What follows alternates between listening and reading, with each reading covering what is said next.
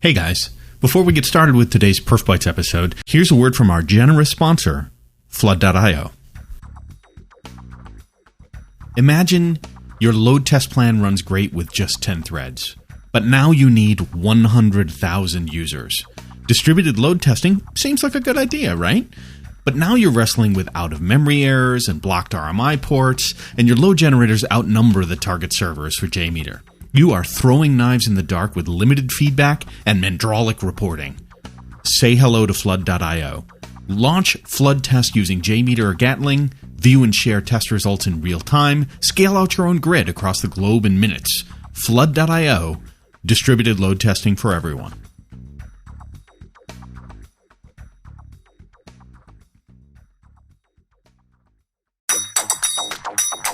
It's time for PerfBytes. What the is PerfBytes? The fourth square meal in a day. Don't look like PerfBytes. Waffles. Microwave ready. Blah blah blah. Add nutritional value to your brain. It's time for PerfBytes with your hosts Mark Tomlinson and James Pulley. PerfBytes. Whatever. Hey, it's time for PerfBytes once again. Here we are with your hosts, Mark Tomlinson, myself, that'd be me, and James Pulley. James, how are you? I'm doing great. Are you? I gotta tell you, Mark. For a Cyber Monday, I think we've had as few issues this year as I've seen in the last decade. In the last decade, at least here in the from the UK and the States, we've been keeping an eye. I saw you post on the Facebook page, different kind of sites. I haven't seen anything major. Nothing super major. There's a few hiccups with the usual folks, but in the commercial world, it's been fairly stable. So congratulations to those of you that have gone into the shutdown after your Cyber Monday event. Now you can kick back, open up a bottle of scotch, and celebrate the rest of the year. I'm having a Bowmore. It's an Elay Bowmore 12-year. It's actually quite good. Very tasty. James, how about yourself? Mark, I'm channeling a little bit of the captain this evening. I've gone traditional with a little snifter of Captain Morgan. Captain Morgan, that would be good. Hey, speaking of which, we have a captain in our guest host that's joining us from Flood.io. It's Tim Koopmans. Tim, how are you? Hey, guys. I'm well, thanks. How are you? I'm very, very good. Now, are you drinking anything with us this evening? Yeah, actually, I've just got it's just before lunchtime here, so I've got a glass of water. Now, have you listened to any of the episodes at all? Are you a listener? Yeah, I'm a listener. I'm sort of like a background listener, so I often listen to it when I'm working. And, okay. Yeah, so I just sort of do it that way instead of like sitting down. So it's like the soothing sound of James's southern accent from the States. Something like that. It's just sort of it's hypnotizing, and suddenly you feel more productive and you feel more positive about your self-image. Well, it's cool because you guys are obviously doing this in the nighttime, so it's kind of got a different vibe to someone talking to you as if it was like a lunchtime conversation. Yeah. The Bloody Marys and mimosas just did not work at the 8 a.m. hour when we were doing it live. Yeah. No. The first ones were a little bit crazy, but it was something about Scotch that really kind of fired things up around episode 11, then it just got goofy after that. Yeah. Now you're in the future, Tim. So Cyber Monday's already happened in Australia. That's right. That's right, and nothing significant to report this end. I think there's a couple of links overseas, but we haven't seen much happening in Australia. That's good. Maybe people actually listen to the show. Well, let's like to think that they listen to the show and they learn things from us, and they use fantastic tools from our partners like Flood.io, which is pretty awesome. Today's topic is probably one of the most essential parts of doing a load test, which is your ability to generate load, which more often than not comes from a script that is more affectionately known to us as virtual users. So we're going to talk about virtual user scripting. James, you're not a virtual user, are you? No, Mark, I do have a head on my shoulders. You have a head on your shoulders, and there's no, like, a virtual user doesn't have a hypervisor that they're sitting on, like like a bleacher kind of sitting on a cushion during the. That is true, but I got to tell you, a lot of people like the concept of headless or virtual users Mm-hmm. because in many cases they're more intelligent than actual users. It could be. There's a bias there, I think, when it comes to user acceptance testing, because a virtual user doesn't really have an opinion unless you program one into it, lest we, start Skynet.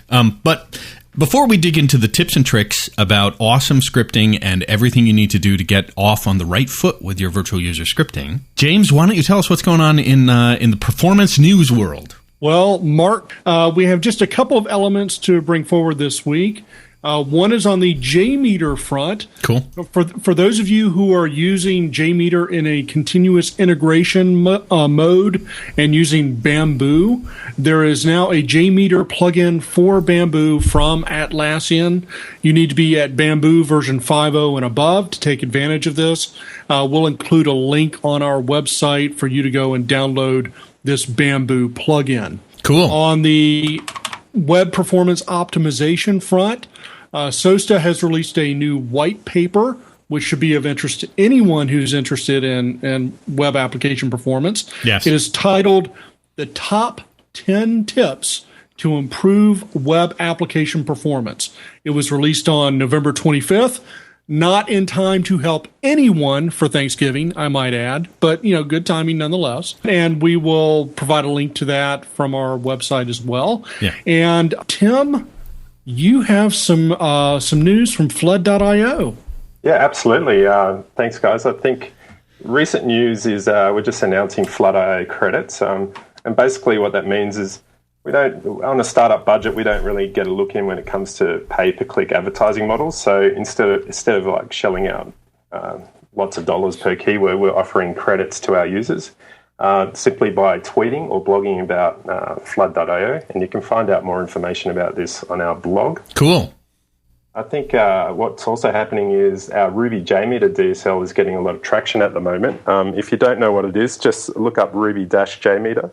It's obviously a DSL for writing JMeter test plans in Ruby. It saves you a lot of heartache by being able to keep your test plans in your text editor and not having to use a JMeter GUI if that's your fancy.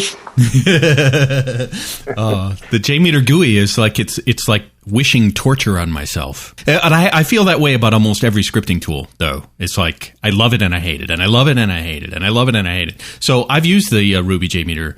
DSL. I think the best thing about it is that it's in a fairly easy to understand language, and you can share it with other colleagues. And obviously, you can version control the test plans, and it makes it just a little bit easier to share amongst other people who might or might not have JMeter installed. And I think the other news that we've got is our JMeter and Gatling scripting challenge is still open. And since the last announcement, we've had some people enter our Hall of Fame. It's just a simple scripting challenge which can put your scripting powers to the test. If you're if you're keen to have a try, then just go to let me get the link. It's challenges.flood.io/start. I've taken the scripting challenge. James, did you got your JMeter game on? No, Mark, I haven't taken it yet. He's such a busy guy. I gotta say, it changes your thinking if you use lots of other tools and then you want to learn JMeter. This is a fantastic challenge. And if you already know JMeter, try it 3-4 times, see how fast you can actually solve all the correlations, and then switch to try to solve the correlations using the Ruby JMeter DSL add-in, because that'd be cool. Yeah, we've had a couple of keen people do it in both, and I even got one entry in a load runner that uses script. So well done to that person. Right on. That's good humor. So let's dive into our topic, which is, again, we're going to cover virtual user scripting. Now, a virtual user is usually, it's another name. It was coined from the load runner world, but it's actually the technology, the idea of simulating a client communicating into usually a data source somehow across the transport level is some kind of a script that generates load. And the first virtual user, quote unquote, that I wrote was just making ODBC calls into Sybase. So it was just like, I think it was DB Live calls into a Sybase database. So it was just simulating data connections from different clients into the database. And I don't know, James, what was the first sort of load generator script you ever wrote? I joined Mercury right at that transition point where VUGen was just being born. So up until that point, everything was hand-coded as a two-tier database. And this written in like C. I wrote mine stuff in ANSI C before. It was just ANSI C with something called driver that had been cobbled together out in the field by half a dozen engineers. Yeah. But it goes way, way back into like real transport level, just even like early WinSock or even early protocols even before that. The idea that you're generating calls as load on a telecommunications infrastructure has been around forever. Tim, how about yourself? What was the first script you ever had to write? I think the first script that I used with a commercial tool would have been QA load. Yeah. Which was like the CompuWeb product. But I think prior to that, I was doing a lot of screen scraping and using tools like Perl with just, mechanized. So obviously headless, and I guess you'd call that a virtual user in a sense. Yeah, the basic concept, you use the word headless, and that's pretty common. If you've got a GUI, a client, and if you record, a lot of these tools have a recording capability. So you can actually record what's called the transport level traffic behind the GUI. And then when you replay that virtual user script, it's going to no longer have the GUI. It's quote unquote headless, and the Mark, headless horseman. We should talk about why that's important. GUIs are very heavy. Yeah. And in some cases, particularly when you get to Windows, oftentimes you can only run one instance of the GUI.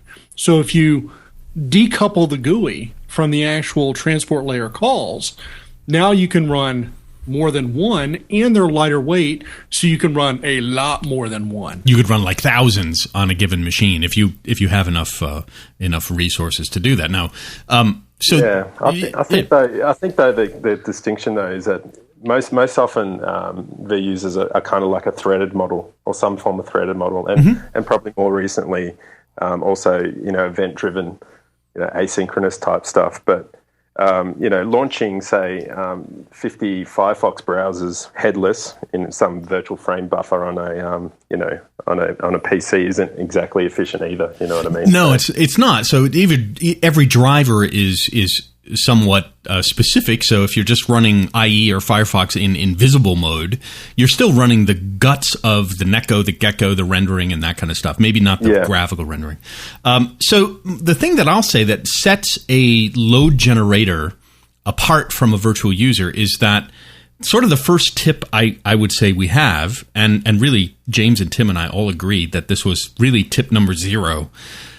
A virtual user actually relates to real users. So it simulates something that a real user does. And to some extent, like if a virtual user that just does a mechanical 50,000 transactions per second on a sensor on some piece of machinery on the manufacturing floor is certainly generating load, but you wouldn't necessarily call it a user. So tip number 0, I would say, is don't actually dive in and start recording and scripting in anything until you have an understanding of what we call the usage model, the workload. Like what's the load you're actually trying to simulate? So, Tim, what's an example of like a recent workload that you're familiar with? Well, I think common examples are people will start out saying, we need 1 million concurrent users hitting this site, and so that's the start of a workload model. It's obviously missing information, and key information might be how fast are those users iterating? What are they actually doing? Which portions of the site are they hitting? That sort of thing. So a workload model, in my opinion, consists of a number of different properties. Concurrency being one, throughput being one, sort of the relative split of, say, business transactions. All of this information comes together to form a workload model. Right. And most importantly, we have to tie it to some sort of objective reference, whether it is sales in the database, shopping carts which have been issued, something that we can validate in the web log for number of concurrent users. It's very easy for an organization to say, we have 1 million users. We have to have 1 million concurrent users on the system in case everybody signs in at once. Yeah. But unless you can objectively validate that has ever happened anywhere, probably not a good idea. Yeah. It's a good point, because also when you start fleshing out your workload model, you start realizing, well, how am I going to measure that? And that's just as important, because often people launch into scripts and then producing some form of workload, but they can't measure it, or they can't measure it in a context that's going to make sense to the target audience. Yeah, I would say having this usage profile or workload, which I usually do in kind of a grid matrix of some sort, it really connects what I'm automating to why and how I'm automating it, which is to say there's a difference between knowing the login transaction, which might be really important. The real advocate for that transaction might be my IT security guys, because they have the single sign-on security. It could also be new customer sign-up, so that's really interesting to lead generation campaigns. Maybe there's another transaction that does actual browsing of the site, so my merchandising customers. So and then you have the actual checkout, which maybe goes back to the accounting and the finance or the business leaders. Then you might have something like, account deletion, people that want to, leave the site or something. Or it's just any combination of transactions. Typically, you'll find there's different stakeholders or shareholders. So understanding who wants to do something and what you're simulating gives you, where do I start recording? Before I hit the record button, before I create even the first line of code in my script, let me get a context for why I'm scripting. That would be my advice. Tim, what's our second tip? Let me just get the page open. Okay, always record twice with the same data and compare the resulting scripts for differences. So, you can't just record a virtual user once and then, not do any sort of parameterization or correlation of dynamic data and hope that it's going to work for 10 users or even one user with 2 iterations. So it's important that you get that information. Often I use like a recording tool to do this. It depends on the system that I'm developing on. So, if it's in the open source world, I often use tools like the Charles debugging proxy. Yeah, totally. It's got a nice, neat way of doing, recording stuff, and it works across platforms. But, I've worked in Windows shops, and I find like Fiddler is great for that sort of thing as well. You can record sessions. Yep. And it's good to sort of be able to go back and see, just revisit, what happened in the first iteration and what sort of changed in the second iteration. And I've even attempted in the past to write little scripts that would help sort of, just run a diff of 2 recordings. And, sort of point out what the obvious things are, like, it might be view state or session IDs or whatever, stuff that's changing. Yeah. And it gives you that nice highlights the specific text that changed. And honestly, at the transport level, some of that stuff can be like 1 character difference. That's really cryptic protocols be like, oh, this 1 character changed and it's some bizarre correlation. So versus banging your head against, what's changed underneath there. Usually, a lot of times things sort of work right out of the box to some extent. Like you can figure it out pretty straightforward, look for the major stuff once you're fairly experienced. But if you're a newcomer to this kind of transport scripting and recording, and you're really learning the different fields that are sent back and forth and the protocol itself, doing these comparisons is a great way to just learn the things that change and what's a header and what changes in a header and that kind of stuff. Yeah. And we see a lot of tests on Flood, which are just, really just breaking application logic because they're poorly defined tests. Okay. And, often web apps will sort of mask the error in the sense that, they might still be returning server 200s. But, there is text that's coming back on the screen. Maybe it's only, rendered if you've got a browser with JavaScript or whatever. But, there's information coming back saying, hey, you're breaking the application logic, like this, this transaction failed because, you can't use the same credit card or whatever. But, yeah, you might have the return code at at HTTP level is 200, but the message on the screen is this totally failed. And exactly. It came back really fast, but it's totally erroneous. All right. But I think the other point about recording twice is to make sure you also do at least 2 iterations within that recording, if that makes sense. because often stuff will just change within the second pass through. Not so much, the second script that's recorded, but the second iteration of the script, if that makes sense. Yeah, you might have items that are cached that don't get called due to logic in the application and whatnot, depending on what the recording tool you use. The other thing I'll say is when you're doing diff between scripts, you can compare there's usually a record solution, you record and you compare two recording traces. You can also sort of replay script 1 and replay script 2 and actually compare the replay of those two different scripts if they're somewhat working. So you can kind of look at when you have those trace level kind of things there. We'll be right back after a word from our sponsors.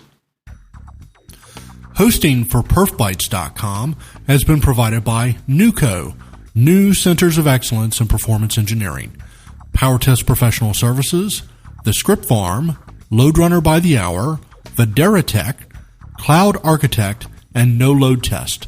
For more information, go to www.newcoe.com or call 703-856-8187. James, tip number 3, sorry. Mark, well, this is going to be one of my favorite ones.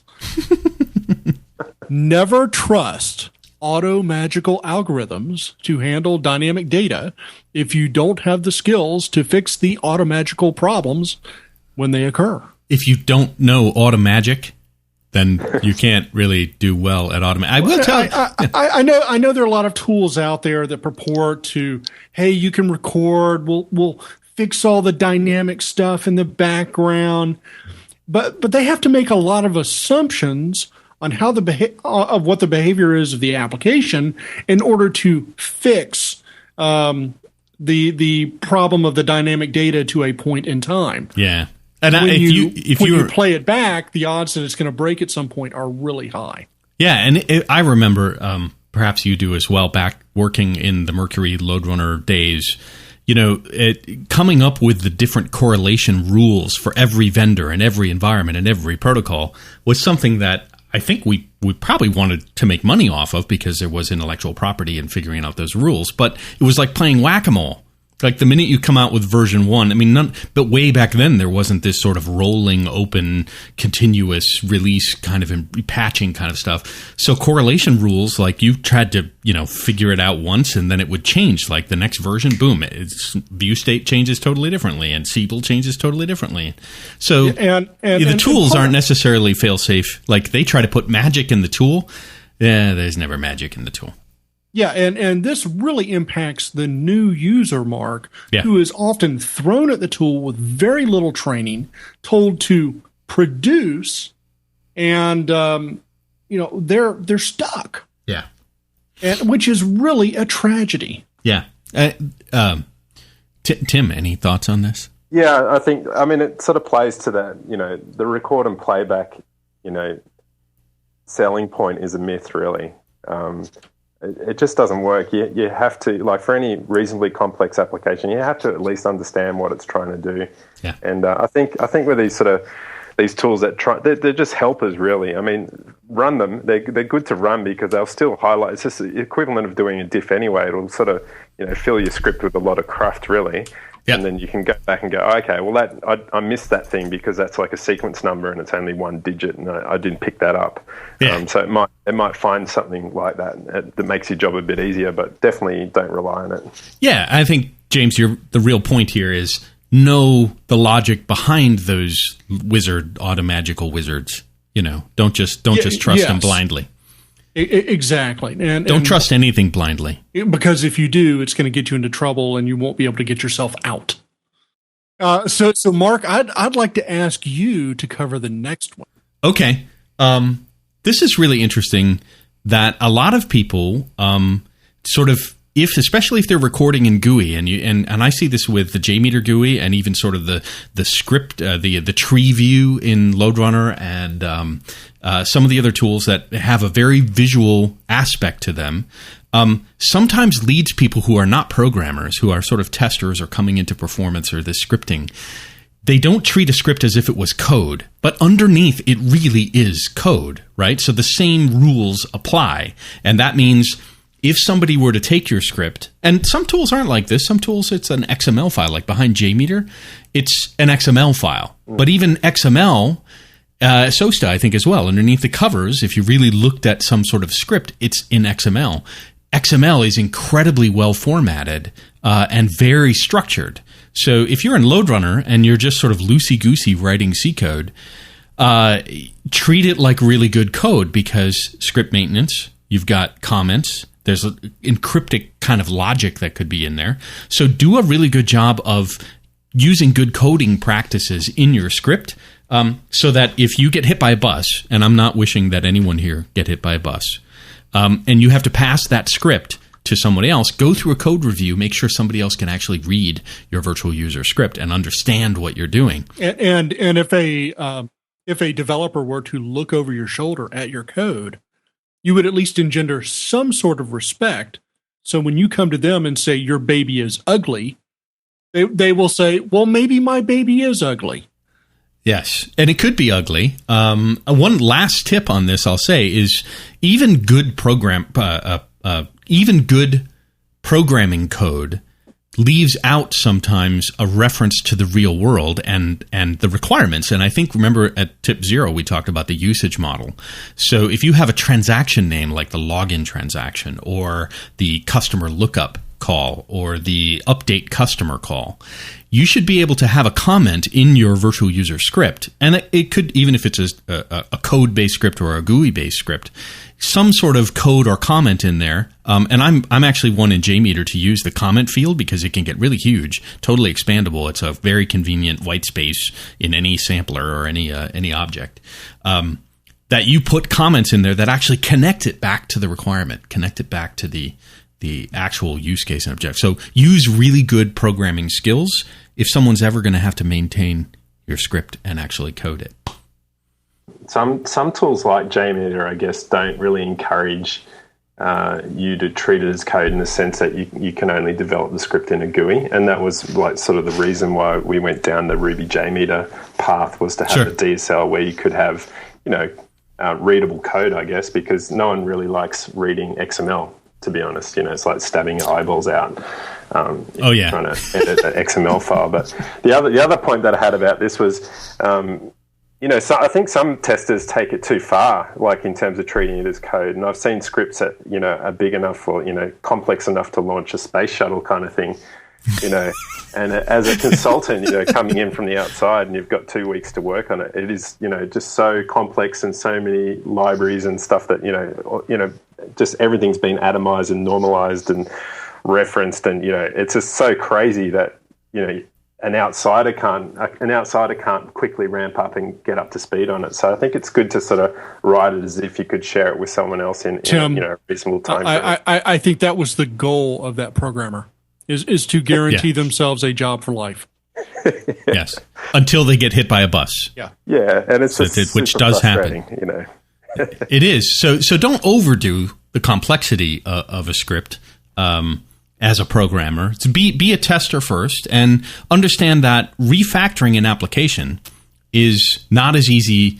It may be very simple, but then refactoring at the transport level, I've seen guys just switch the framework. In the app, and to them it's like 5 seconds worth of work, but you've got maybe 30 scripts that all are maybe a couple thousand lines a piece that were maybe recorded, and all of them need to be updated. So refactoring back and forth is very different if you're programming in the app versus actually scripting and stuff. Yeah, and please don't sort of recreate native functions that are already that are already present with the tool. So if you've already got begin and end transaction functions, it should really, don't go and write your own function to go and do the same thing. It should be sort of really limited reasons why you'd want to do that, because it just makes it very confusing.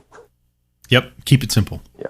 All right, Tim, number 5. Yeah, we're a zero-based index. So this one is build a small set of common functions for things that you need to do very often. So this is like creating random strings with formats like phone numbers, I guess it's kind of like your cookbook or recipes of common little script snippets, if you like. What's an example of what? Like I do this in Groovy now. In JMeter, I totally turned on to Groovy and I got the Groovy add-in, and now I switch from Bean Shell because I just cannot stand Bean Shell.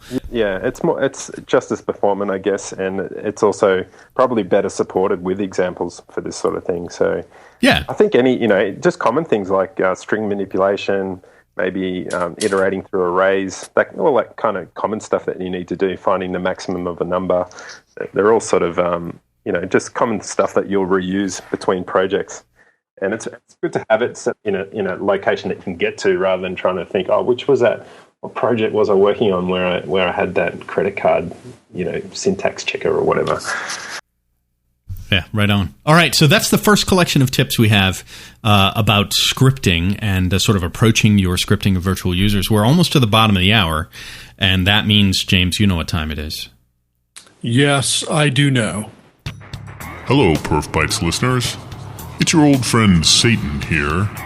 It is with great esteem that I'm proud to introduce this week's edition of The News of the Damned. Can you dig it?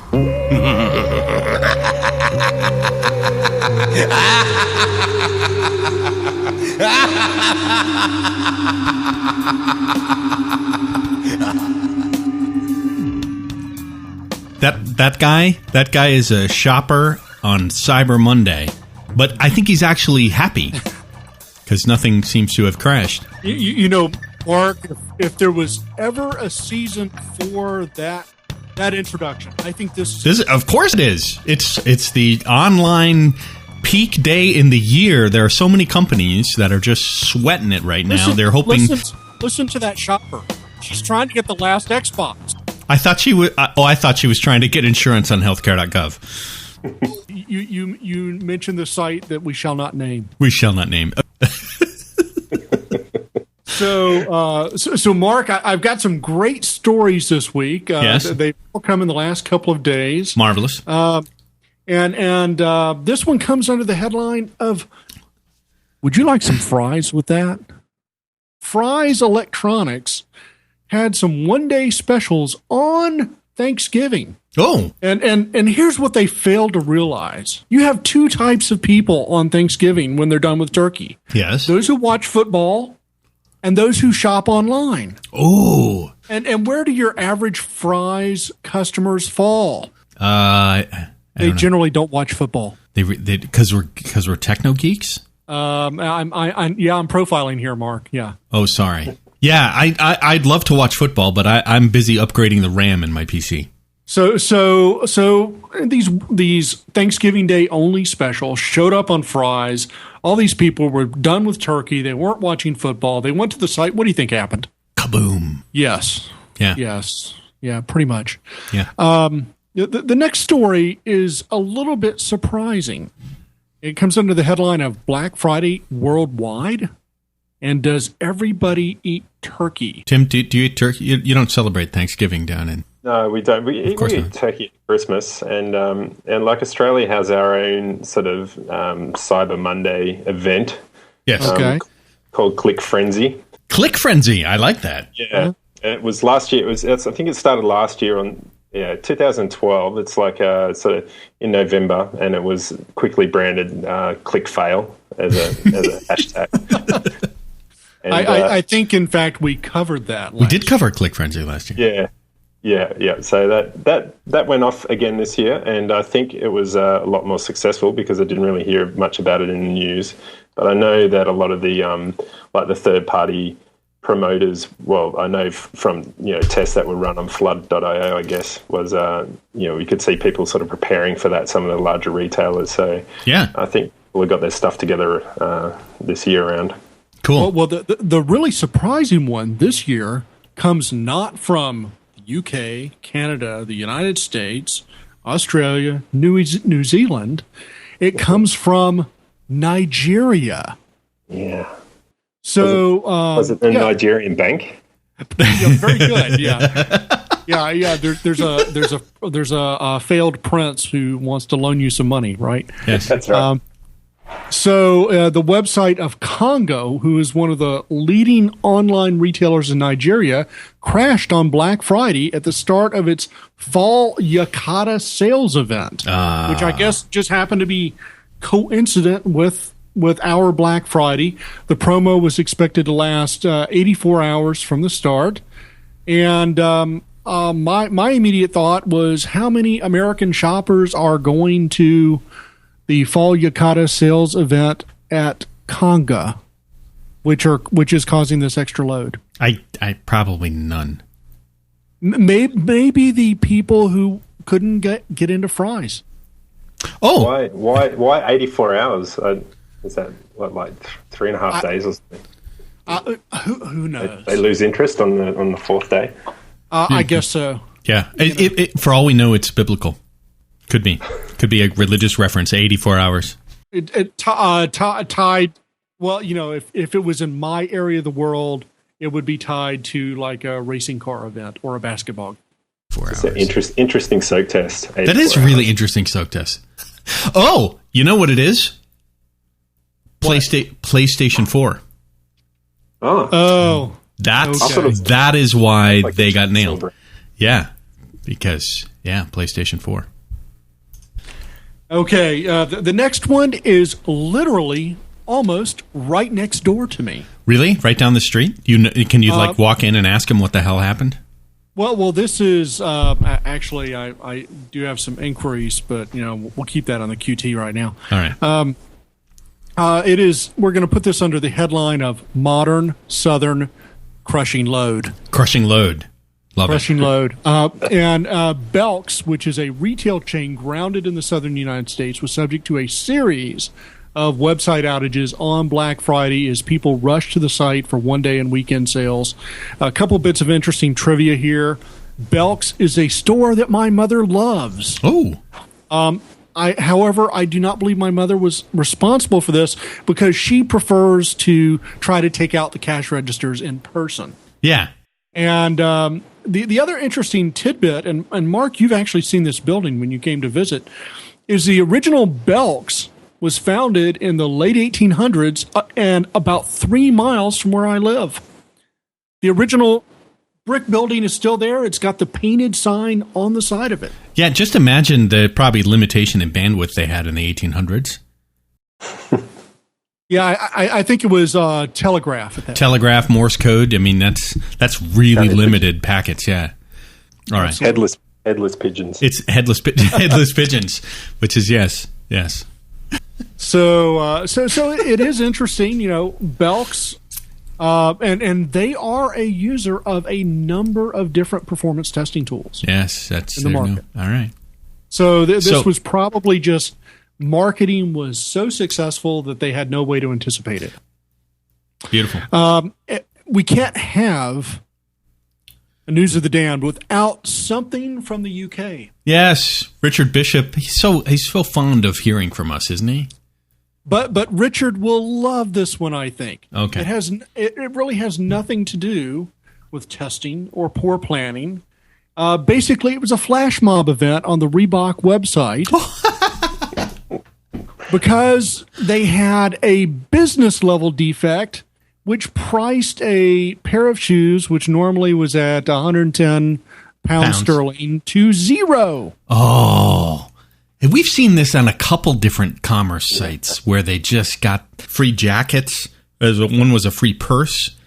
I've seen this happen before. It's fashion. You do not want to go in the fashion, shoes, apparel, and do a missed pricing. That's especially on an end cap. I mean, that's crazy. Maybe it was a tester that set the price to $0 so they didn't have to parameterize a credit card. Yeah. Oh, it could be.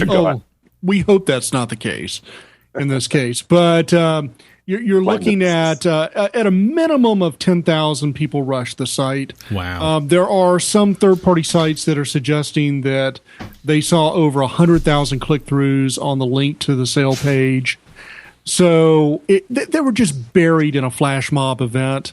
And Mark, this goes back to your game day scenario and things that we talked about in the past. When you come under incredible load, how do you plan for it? What is your emergency plan? Yeah. How do you recover from it? And you kind of feel sorry for Reebok in this sense. And finally is a little bit of homage to one of our influences. And now for something completely different. Completely unrelated to Black Friday was an outage in the registration site for the Higher Secondary Certificate Board exam in India on November 27th for registration for the exam in the February to March 2014 period. You had two classes here. One are the entirely industrious students who want to sign up, or the fact that their parents are camped out on top of them and are willing to beat them until they sign up. One of those two things. Which is, by the way, happens worldwide, everywhere. Yeah, parents, absolutely. And also, evidently, lessons were not learned from the site which shall not be named. This is the .gov phenomenon in a nutshell. Yes, of course, we had to bleep that out because we're not allowed to actually talk about it. It's just too soon. Yeah. Exactly. And finally, one last minute addition, Motorola.com had an outage today. Yeah. Because of high demand for their product on Cyber Monday. Yeah, Motorola, now a Google company. So that just goes to show you that even the largest companies in the world, occasionally get surprised. Yeah, and, really, really awesome performance engineers like Arenka actually leave Google and go to work at Facebook, and then look what happens. Google buys Motorola, and they go down. Very sorry. That's the news of the damned. All right, so before we continue into the virtual user tips and tricks, I want to make sure we get some time, Tim, to speak with you. One, to thank you for your sponsorship of PerfBytes, and on behalf of the PerfBytes listeners, thank you to Flood.io. Our pleasure. But we'd like to know a little bit more about where Flood.io came from, and sort of, kind of where you guys, tell us a little bit for people who may not know what you guys are doing and how it works and what Flood.io actually does. Okay, cool. Well, Flood.io is basically a distributed load testing platform for everyone, and we combine sort of great open source tools like JMeter and Gatling and Elasticsearch. Mm-hmm. We deploy them via AWS, and we basically deliver a cost-effective SaaS load testing platform. So I guess many of the listeners to this show are already familiar with open source tools like JMeter and Gatling. Basically, we make it easy for them to scale out with pretty massive concurrency and throughput on our platform. Cool.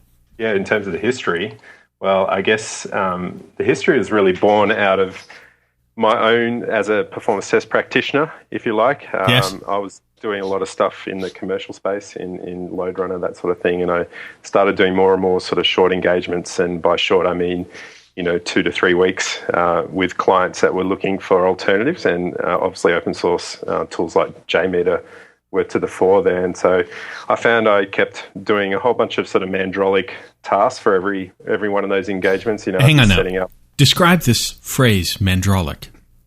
Oh, mandrolic is just something that you don't want to do manually. But mandrolic is this mundane. Mundane tasks that would really eat into, if you've got a 2-week engagement, it would really eat into your time trying to get all your test infrastructure up and running before you've even written your first script. You know what I mean? So, yeah. And I found that I kept repeating the process, albeit it'd be a slightly different spin every time. So, in early stages, I would be sort of munging data in Excel, and then, the next time I would, SCP files to a central point and run some form of parser and run it through a graphing library. Yep. And then, the next time I might do, I was using Dropbox for a while, where the load generators were like spitting out to Dropbox and just like completely swamping my free account. And I thought, well, this just really sucks because, it's time is money. And I thought, I think people would really benefit. And I think that the open source tools are great on their own. And the problem that most people have is when they need to get them distributed, and whether it's on the cloud or behind the firewall. And that's where, it's the documentation's not as great. And, you have to go through that sort of experience on how best to configure everything, how to tune the JVMs and what to do. So right. That's where Flood.io came from, that sort of experience. And because of that, it sort of gave me some really clear, I guess you'd call it design goals of what a load testing tool should be. Yeah. And so, the main design goals was that I felt that Flood should be, test tool agnostic. So it shouldn't just be, tightly coupled to one particular tool, because tools are always changing and people have different requirements. So, initially it was JMeter, and then somewhere along the line I became familiar with another tool called Gatling, which offers some pretty insane sort of concurrency from a single JVM. So, it made sense to have a platform that you could run any tool. So that was a principle behind Flood. The other thing that was key to Flood was to make sure it sort of followed I guess you call it a shared nothing architecture. Yeah. So I wanted to move away from traditional sort of controller load generator type scenarios where, the controller quickly becomes the bottleneck. Yep. And so, the way that we approached that for Flood was that we have a concept of grids, and grids have nodes. And a node is effectively like a load generator. So each node in a grid is completely self-sufficient and isn't aware of other nodes on the grid, from the sense of it's pretty much a dumb load generator. It's writing to files locally on its own file system. And so there's other processes that pick that information up and distribute it. But by sort of following this, you get like a system that you can horizontally scale, almost endless, or to the bounds of your AWS account. That's pretty cool. And the idea that you're not being deterministic about the configuration for the tool means you just spend less time having to figure that part out. You spend more time really designing, like we talked about before, the usage model, the workloads, and how once you spit that out and put it onto the grid knows how to kind of take the general understanding of the scenario and play its part, do its thing. Yeah, absolutely. So that just takes out that element of infrastructure, like you said, that you don't have to worry about it, and we know that, or we acknowledge that most of our users are quite savvy. The performance test users aren't a bunch of they're not a bunch of mugs. We're a smart bunch, aren't we?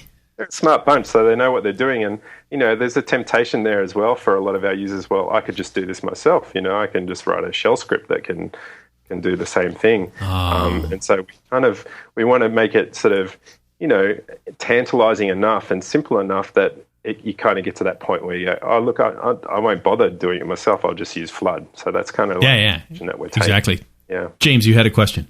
So Tim, you've kind of skirted around the issue. You've talked a little bit to kind of your engineering uniqueness or distinctiveness. I mean, we're all engineers here, despite Mark having done some marketing foo-foo stuff. Give us kind of, if you were to say, I do this better than anyone else, what is that piece? It is an all competitive benchmarking cheating, I think, is that's right. in the Gorilla capacity manual. So yeah, we don't like to compare. We don't really compare ourselves. We just sort of just do it, and we're pretty confident that we have a good cost effective solution. But in terms of what might make us different, aside from the fact that the shared nothing principle and the fact that we can scale out horizontally to the nth degree, I guess.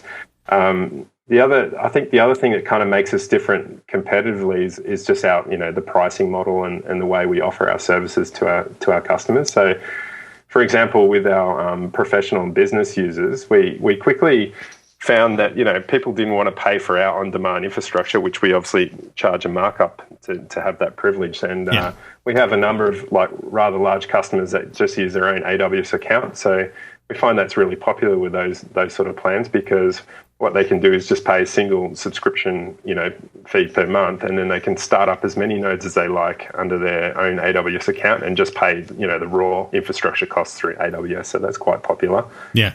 And I guess the other thing, having used a lot of, obviously tried out different, competitive products out there, and I was always frustrated as a tester jumping on other systems that would put restrictions on how I test. And by that I mean, anything with crazy licensing or extreme pricing or, even sort of time-based constraints or v-user-based constraints. So we don't really have that on Flood.io. You can basically run as many users as you like, and you can test as often as you want within a given period.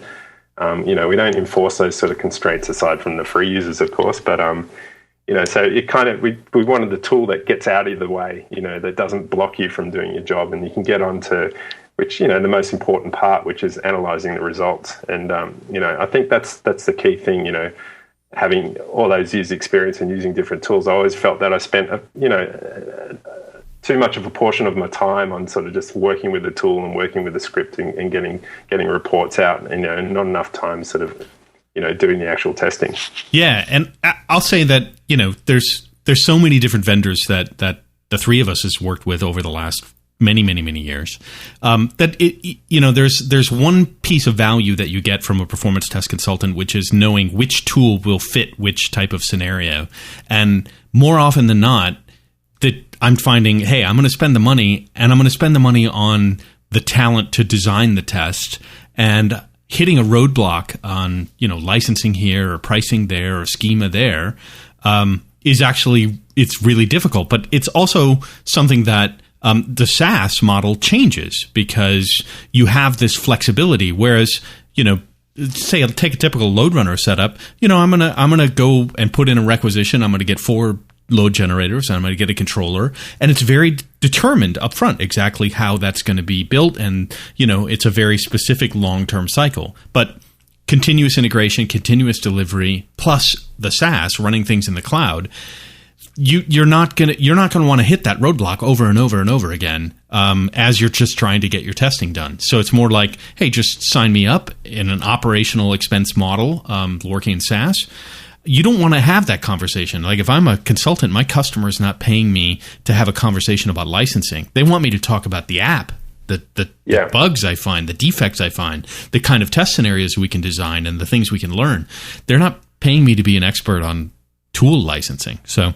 Yeah, I mean, SaaS really opens the market, and cloud has become like the force multiplier. But what we're returning to sort of like a competitive market, which is what we want really for the industry. It's not good to have like a monopoly on on a product or a product space, and I think SaaS is really opening it up, and we're seeing lots of different competitors now with highly differentiated products. So I think long term that's going to be good for load testing in general. Yeah, I think so as well. Tim, I wanted to ask you as well, for this opportunity, what does the future hold? If I think of where you came from as a practitioner and really organically dreaming up this idea for what has become Flood.io, what does the future hold? What are you excited about that this technology is where it's going to go in the next year or two? Yeah, well, I think what's happened recently, with Flood, and I've obviously got more resources behind it, and it's better supported, is that we can, and I guess what's happened is, putting stuff out on the cloud and people having to test, basically on publicly accessible infrastructure. We've kind of orphaned a lot of our business or enterprise colleagues in the process, and there's still many sort of test shops or test and dev or whatever you want to call it out there that are sitting behind the firewall that need to do this type of testing, and still on the traditional commercial counterparts. And so I think that's probably the direction that Flood is going. In fact, we're trying to break down that barrier between running stuff in the cloud and running stuff behind the firewall. And when I say that, I'm not talking about lame solutions that just piping in through a VPN that's going to break. I'm talking about sort of like Flood on a stick, if you like, that you can deploy anywhere. So you're looking at full integration with, say, VMware for spinning up virtual machines. Yeah, running things of that nature. Yeah, exactly. I mean, we've already got a VMware appliance that we're testing, but we haven't released that. But it's sometimes even that is too heavy for some of our customers, so that they're sort of reporting. So no, we've already got JMeter, we've already got these tools. We just want this sort of the reporting and the aggregation that those sort of features behind the firewall. So we're looking at sort of everything from a full appliance down to just potentially plugins or additional apps that you can install behind the firewall. So that's the sort of direction we're headed there. Cool. That's pretty awesome. And I think I like your comment about sort of competition. I mean, that's changed for one particular reason. It's just the volume of people that are doing this type of work. I mean, part of the reason James and I are doing what we do with PerfBytes is just because there's a huge demand for people just wanting to learn how to do this. And so there's tons of room for so many different players, and there's a new spirit about it that I think is very different than 20 years ago. James, any last questions? Clearly, as Flood.io, you're giving back to the industry. I mean, where do you want to see this giving back going? You've got you've got your extensions to base product. You're sponsoring this show as we give back to the industry. What else do you see in that area? Partnerships, cool stuff like that. Yeah, I think I'm a big fan of sort of cookbook style recipes, and also screencasts to a certain degree. So I think just in terms of documentation and having high quality access to that sort of material, I think that's something that we'd like to explore. Because it's quite lacking in a lot of ways. There are books that are coming out, but I think a lot of the stuff is still aimed at novice level, and I think there's definitely interest out there for sort of intermediate to advanced topics. So that's probably an area that we'd like to expand. Yeah, are you guys connected? I know we've been doing work with Trevor, with the Practical Performance Analyst, also there in Australia. So are you guys? I think you're connected with Trevor and in kind of the circle of things. Yeah, I've recently, through you, I met Trevor, and so that's a good relationship. And also he's sort of kicking off CMG as an Australian chapter, I guess, of CMG. So and there's only about 15 of us in Melbourne, but hopefully, we're all sort of acknowledging that the industry is changing in the aspect of being a performance tester. Yeah. A lot of stuff, the jobs are changing, potentially less work, or, work is sort of shifting to other places. So we want to sort of bolster that industry so that it survives, so that performance testing is still a unique job in the next 10 years. Well, if any of the outages that we cover every episode on the News of the Damned and of the website that shall not be named, is any marker for this, the three of us, as well as everyone who wants to come learn performance, we're going to have no shortage of opportunity to learn to do so. And Tim, thanks very much for actually sponsoring the show again, and also supporting and sharing with us kind of the origins and history of Flood.io. It was really great. No problem. Well, PerfBytes listeners, once again, you have come to the close of yet another brain-rattling episode of PerfBytes, and we certainly do appreciate all the time that you have taken to listen to the show today. Mom, thank you for breaking away from shopping at Belk's and tuning into the show. Yes, thank you, Mom, for shopping at Belk's. And certainly I will give my moderately intimate thank you to the sexy Irish voice of PerfBytes for everything that she does. Tim, any thanks you want to give out, shout out? I think thanks to my wife and my family for letting me spend a couple of hours on a podcast. And of course, thank you, Tim, for not only joining us for these great couple of episodes, and also thanks to Flood.io for being a great sponsor of PerfBytes and the PerfBytes listenership. Today's PerfBytes episode is powered by the Bronx Project. You've heard about the Manhattan Project and the Philadelphia Project. Well, this week we're powered by the Bronx Project, and don't you forget about it. And of course, also be aware that this episode of PerfBytes is copyrighted and protected by the RSA 2K, that's 2048 bits or 256 bytes encryption, because of course AES 256-bit encryption just wasn't strong enough for us. And seriously, just because you're listening to the decrypted stream of the episode, you cannot consider yourself a known host. But you get it? No host, known host, get it? Yeah. For more information about PerfBytes, visit the show's website, www.perfbytes.com, or follow us on Twitter and the Facebook. And of course, you can always subscribe and listen to the PerfBytes podcast on iTunes. Just search for PerfBytes in the iTunes store and click subscribe.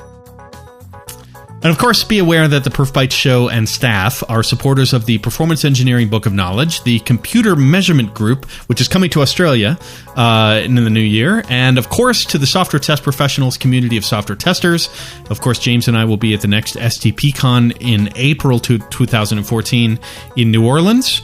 And you also find the podcast on several of the sites out there, STP's podcast site, The Practical Performance, Trevor at thepracticalperformanceanalyst.com, and you'll find us worldwide on all the various other social outlets and stuff like that. Tim, thanks very much for joining us. Thank you, guys. All right. Good luck. Good luck, everybody, and we'll talk to you next time. James, you're going to say goodbye? You're just going to... Goodbye, James. Goodbye, James. Exactly.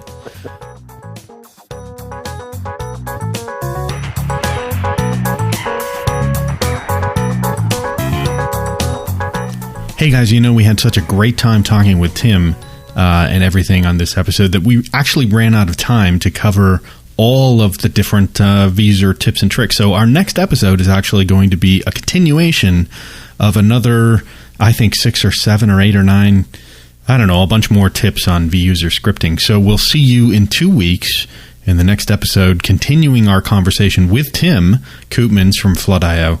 And covering the rest of the V'user tips and tricks. Have a great holiday season around the world, and we'll see you in the next PerfBytes. Thanks for listening. Bye.